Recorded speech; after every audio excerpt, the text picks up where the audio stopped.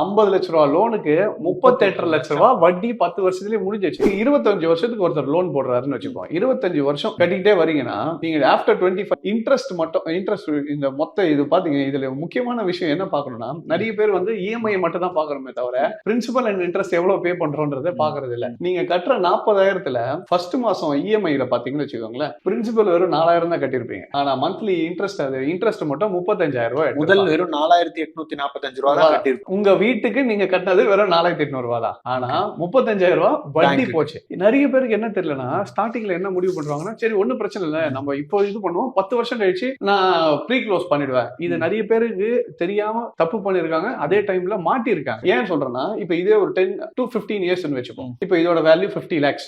இங்க இருந்து ஒரு 40 lakhsக்கு 50 lakhsல இருந்து 40 lakhsக்கு வர்றதுக்கே உங்களுக்கு எத்தனை மாசம்? 127 மாசம். 120ன்னு வச்சுப்போம்.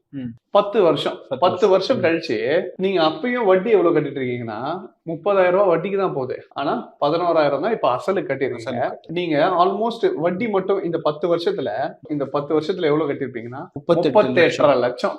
வட்டி மட்டும் 10 வருஷத்துல நீங்க 50 லட்ச ரூபா லோனுக்கு 38 லட்ச ரூபா வட்டி 10 வருஷத்துலயே முடிஞ்சிச்சு. இப்போ இது தெரியாம என்ன பண்ணுவாங்கன்னா, மக்கள் 10 வருஷம் கழிச்சுட்டு அவங்களுக்கு வேற ஏதோ ஒரு ப்ராப்பர்ட்டியோ இல்ல ஒரு அமௌண்ட்டோ கிடைச்சி சேர்த்து வச்சுட்டு 10 வருஷம் நான் சேமிச்சிட்டேன், இப்ப போயிட்டு நான் ஒரு 10 லட்சம் கட்டி என்னோட லோனை கம்மி பண்ணலான்னு போனா, இப்ப என் அவுட் ஸ்டாண்டிங் என்ன இவங்க நினைச்சிருப்பாங்கன்னா, நம்ம தான் 30 லட்சம் கட்டி இருக்குமே ஆல்ரெடி.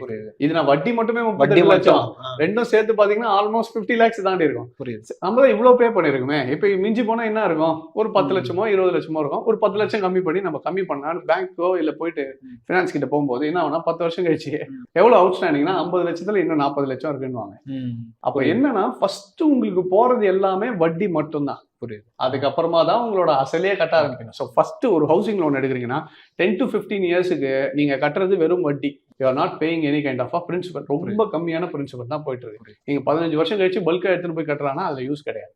அது கரெக்டான இதுவை பிளான் பண்ணிக்கலாம். அப்போ 25 வருஷம் இந்த லோன் கட்டி முடிக்கும் போது அதுக்கு வட்டி மட்டும் எவ்வளவு கட்டிருப்பீங்கன்னா, 50 லட்ச ரூபாய் வீட்டுக்கு 70 லட்ச ரூபாய் வட்டி கட்டிருப்போம். 50 லட்ச ரூபாய் வீட்டுக்கு நம்ம ஆல்மோஸ்ட் 20,78,408 ரூபாய் நம்ம வந்து எக்ஸ்ட்ரா கட்டுறோம். ஸோ இந்த மாதிரியான இதுல வந்து நிறைய பேர் போய் மாட்டிக்கிறாங்க. அதாவது நிறைய பேருக்கு வந்து இப்ப நீங்க சொன்ன மாதிரி இந்த இஎம்ஐ கவுண்ட்னு ஒண்ணு இருக்குல்ல சார். இப்போ 40,000 சொல்றாங்க. அதாவது இப்போ நீங்க வந்து எல்லா பேங்க்ல வந்து ரொம்ப கிளியரா சொல்லிடுவாங்க, இதுதான் ப்ராசஸ், இதுதான் 40,000 நீங்க கட்டணும் சார் அப்படின்னு. இப்ப இந்த 40,000 அப்படின்றப்போ அவங்களால டூவபிளா இருக்கும். இப்போ ஃபேமிலியா ஒரு 1 லட்ச ரூபாய் சம்பாதிக்கணும், 40,000 ரொம்ப ஈஸி தான். ஸோ இந்த கேம், இந்த 40,000 இஎம்ஐ கேம்ல எப்படி மக்கள் மாட்டிக்கிறாங்க சார்? இப்ப என்னன்னா, நம்ம கண்ணுக்கு வரை இந்த 40,000 தான் தெரியுதே தவிர இதுக்குள்ள இருக்க இந்த விஷயத்த நிறைய பேர் பாக்குறது இல்ல. ஓகே, நம்ம இஎம்ஐ எவ்வளவு 30,000 நம்மளால கட்ட முடியுமா? கட்டிடலாம். 40,000 கட்ட முடியுமா? அதை கட்டிடலான்றதான் யோசிக்கிறோமே தவிர நெக்ஸ்ட் என்ன டெவலப் ஆகுது, அதுக்கு பின்னாடி என்ன இருக்குன்றதை யோசிக்கிறது. ஸோ ஃபர்ஸ்ட் நீங்க கட்டும் போது இன்ட்ரெஸ்ட் ரேட் பாக்குறது மட்டும் இல்லாம உங்களோட இஎம்ஐ சார்ட்டை பாருங்க. பேங்கோட இஎம்ஐ சார்ட் தருவாங்க. ஸோ அதுல பார்க்கும்போதே தெரிஞ்சிடும் பிரின்சிபல் எவ்வளவு போகுது, மந்த்லி இன்ட்ரெஸ்ட் எவ்வளவு போகுது.